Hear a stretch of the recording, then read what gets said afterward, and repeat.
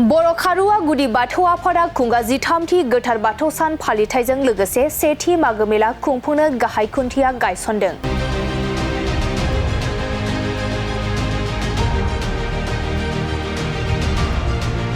बाक्सा जिल्लानि बेन्दोंआव थानाय बरमा हालामनि बर' खारुवा गेलेग्रा फोथाराव बोहैथि 25 जानुवारिनिफ्राय 31 जानुवारिसिम 7 साननि मेहेरगोनां बायदि बायदि हाबाफारिजों खुंजानो गोनां बर' खारुवा गुदि बाथौ आफादनि खुंगा 13थि गोथार बाथौ सान फालिथायजों लोगोसे खुंगा सेथि मागो मेलानि गाहाय खुन्थियाखौ दिनै गायसननाय जायो।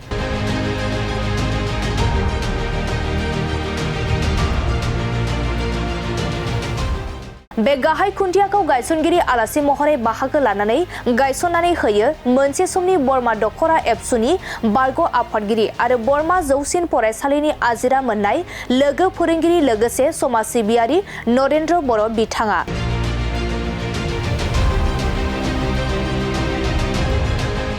मोनफ्रोम दालाय आफादनि गाहाय बिबानगिरि सोद्रोमाफोरजों लोगोसे बर' खारुवा गामिनि रायजो राजाफोरा बाहागो लायो।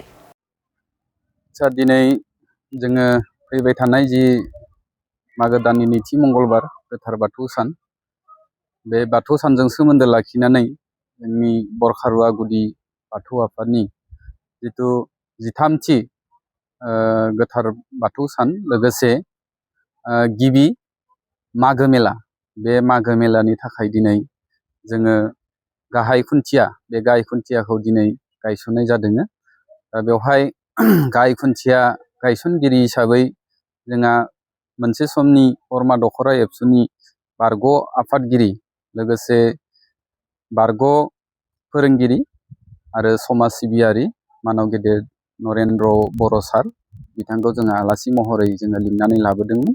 दा बिथाङा दिनै मोजाङै मोजां दिनैनि जिथु जोंनि फैबाय थानाय जिथु हाबाफारि, बे हाबाफारिनि जिथु गाहाय खुन्थिया, बे खुन्थियाखौ दिनै जोङो गायसनजेननाय जाबाय। बेखौ जोङो ओरैनो 7 दिनिया हाबाफारि लानानै जोङो खुंनाय जादों।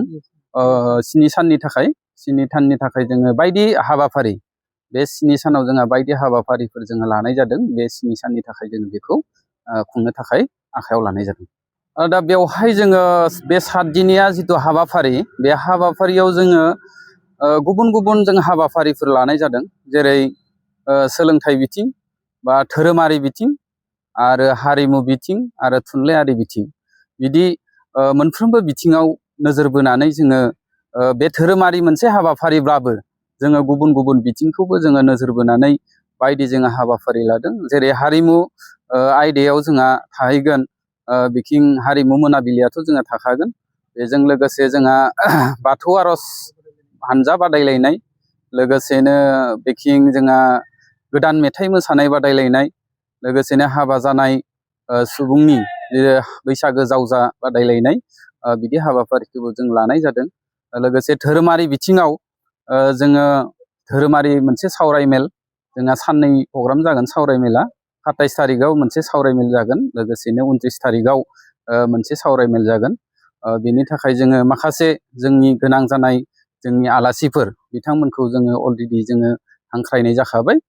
दा लोगोसेनो सोलोंथाइ बिथिङावबो जोंहा बायदिसिना जोङो हाबाफारि बिदि लानाय जादों। जेरैबायदि जोंहा मेट्रिक आरो हायार सेकेन्डारि, लोगोसेनो गुबुन गुबुन बिथिङाव जायफोर फरायसाफोरा उथ्रिसार जानो हादों, बिथांमोनखौ जोङो बरायनाय हाबाफारि लादों। आरो लोगोसेनो गेलेनाय बिथिं, बे गेलेनाय बिथिंखौबो जोङो लाफानाय जादों। बे गेलेनाय बिथिङाव जोङो ओरैनो उन्दै उन्दै फरायसा फरायसुलिफोरनि जोङो बायदिसिना गेलेनाय बादायलायनाय बेखौ लानाय जादों। आरो लोगोसेनो 26 जानुवारि, बे 26 जानुवारियाव जोङो मुंख्लं दिजेन मोसाहारि आरो रुंसारि हाजारि बर' बिथांमोननि गोसोखांथियाव गामियारि बुलुर गेलेनाय बादायलायनाय, बे हाबाफारिखौबो जोङो लाफानाय जादों। लोगोसेनो बेवहाय जोंहा गोसो बोथावना हिसाबै जोंहा मिना बाजार थागोन, एक्सप' थागोन, बायदिसिना दखान फाहार बेवहाय थागोन, आरो लोगोसेनो मोनसे पार्क थागोन। बिदि आरो माखासे बिदिनो जोङो माखासे गोसो बोथावना हाबाफारिफोरखौ जों बेवहाय खालामनाय जागोन। जोंहा बे हाबाफारियावनो जोङो गोबां माने आलासिफोर जोङो हांख्रायनाय जादों। बे लेखायै जोंहा 27 जानुवारि जेरै बाथौ गोथार बाथौ सान बे खालिबो जोंहा मोनसे धोरोमारि मोनसे सावरायमेल थागोन। बे सावरायमेलाव जोङो आलासि हिसाबै जोङो हांख्रायदों बेखेवगिरि आलासि हिसाबै फैगोन जोंहा मुस्रि महेश बसुमतारी माने सिनियर फाइनान्सियेल एडभाइजार बिटिसि बिथाङा बाहागो लागोन। लोगोसेनो गाहाय आलासि हिसाबै जोङो बाहागो लागोन मुस्रि भगिरथ रामसियारि गाहाय गोथारै मिरु दुलाराय बाथौ गौथुम आरो सामलाय बे हाबाफारि खालि बिथांमोना 27 तारिखनि हाबाफारि खालि बिथांमोना बाहागो लागोन। बे खालि मोनसे जोंहा सावरायमेल जागोन आरो लोगोसेनो 29 तारिखआवबो जोङो मोनसे सावरायमेल बेवहाय लानाय जादों। बे सावरायमेलाव जोंहा बेखेवगिरि आलासि हिसाबै फैगोन मुस्रि थानेस्वर बर' बिथाङा जाबाय माने समाज सिबियारि आरो बारग' गाहाय नेहाथारि अल आसाम ट्राइबेल संघनि बिथाङा बेखेवगिरि हिसाबै फैगोन। बे गाहाय आलासि हिसाबै फैगोन जोंहा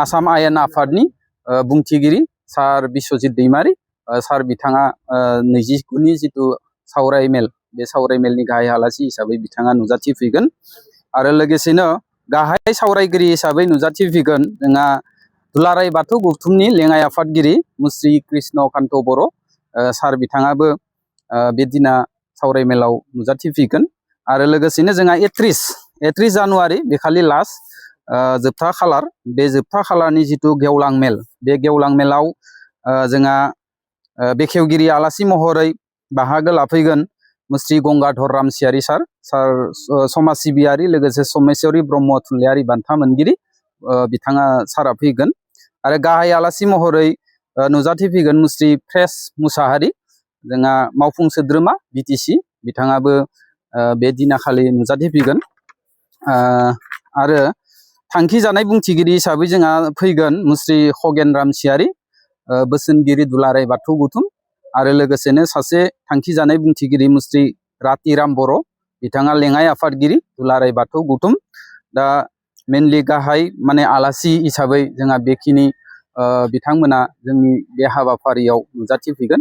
बेनिखायनो आं जोबथारनायाव गासैखौबो खावलायबावबाय बे मोनफ्रोम हाबाफारियाव रायजो राजाफोरा जेन माने लैहोर लैहोर बाहागो लाफैनानै जोंखौ हेफाजाब आरो मदद होगोन आं बेखौ गोसो गोरबोनिफ्राय माने रायजो राजाफोरखौ खावलायहरनाय जाबाय। लोगोसेनो आं मोनसे खोथाखौ आङो फोरमायबावनो लादों।